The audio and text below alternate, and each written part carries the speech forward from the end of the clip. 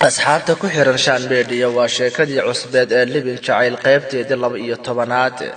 aaba warsame markiiba xaafada kama fogaan oo salaadii cishaha markii uu ka soo baxay ayaa uu iska fadhiistay maqaayad ay fadhiyaan akhyaarta xaafada markii waa uu soo socodboobay guriga markuu yimid ayaa loo sheegay sida uu xaalka yahay waxa uuna qadar ku jiri isdaji falis in ay albaabka furto ayaa uu ku amray markii qolka fadhiga ayaa la yimid markii qolka la isku yimid ayaa aabe warsame hadalkii fure oo yiri aaba warsame sida ay wax u jiraan hala ii sheego hadal qadar maxaad ku haysataa gabadhan falis oo damacday in ay hadasho ayaa iyada oo is-ooysiinaysa ayay tiri falis aabe qadar nolosha ayaa uu ii diidan yahay aaba warsame aamus falis aawe qadar hadal adiga maxaad ku haysataa gabadhan qadar aabe gabadhan warkiina ayaa ku dheelay haddana iyada ayaad aaminaysaa aabe warsame war aniga cidna ma aaminin ee hadal sidee wax u jiraan qadar aabe cunug xun oo dhoocil ah oo aan cidna lahayn ayay maalmahan ka daba wareegtaa maalmahan waan daba socday caawana barxadda reer kuulow ayay la taagneed aabe warsame hadalkan maxaa ka jira falis aabe waa beentiis aabe warsame adiga ayaa been sheegayo weligay xanaaqan kuma arkin qadar ee meesha uu kugu dhibsaday ma ka hartay mise waan kugu fasaxayaa falis aabe naag waatii nin u joogto wiilkaana ma aha wiil xun waana israbnaa markii ay intaas tiri ayaa uu qadar ku dhufteel oo laba feer u geliyay waxaana markii ka qabtay yaasmiin oo meel ku dhow fadhisay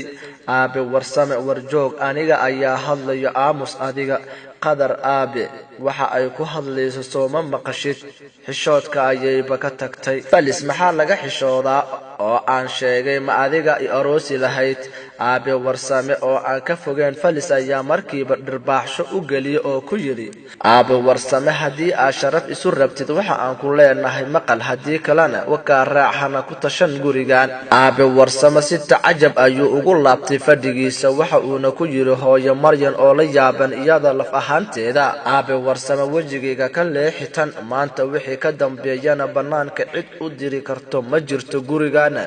ma dhaafi karto hooyo maryan iyada oo aan wax war ah aan oran ayaa ay qolkii ka baxday yaasmiinna waxa ay waday falis oo qolkeeda geysay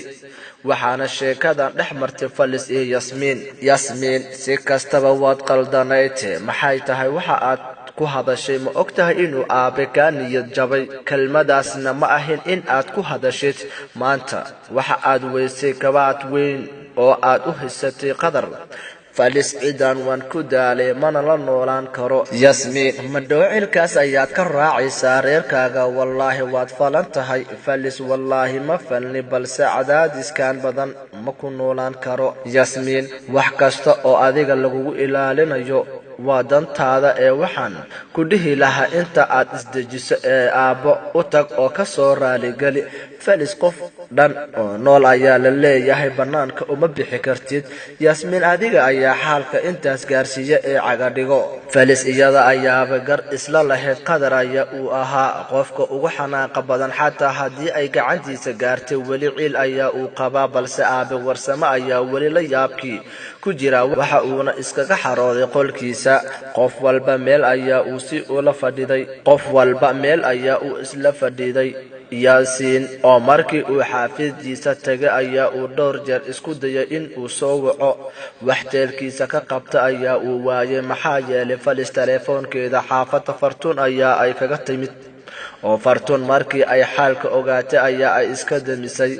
sidii ayaana habeenkii lagu kala seexday qadar ayaa ahaa qofkii ugu fikirka badan markii uu shaqada tegay aabihiis taladan ula tegay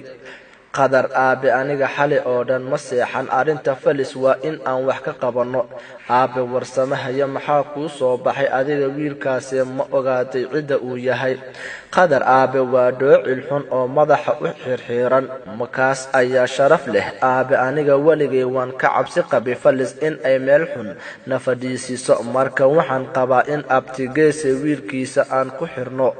kulle isagaba wax ma haysto aan isaga ku biilno aabe warsame wallaahi aabe ma aqaano waxaan ku iraahdo waase waa wax jira in falis aysan dab jar shidi doonin ilaahay nama ceebeeyo qadar aabe hooyo la tasho arrintan ha la dhameeyo inta aysan ceeb nala doonin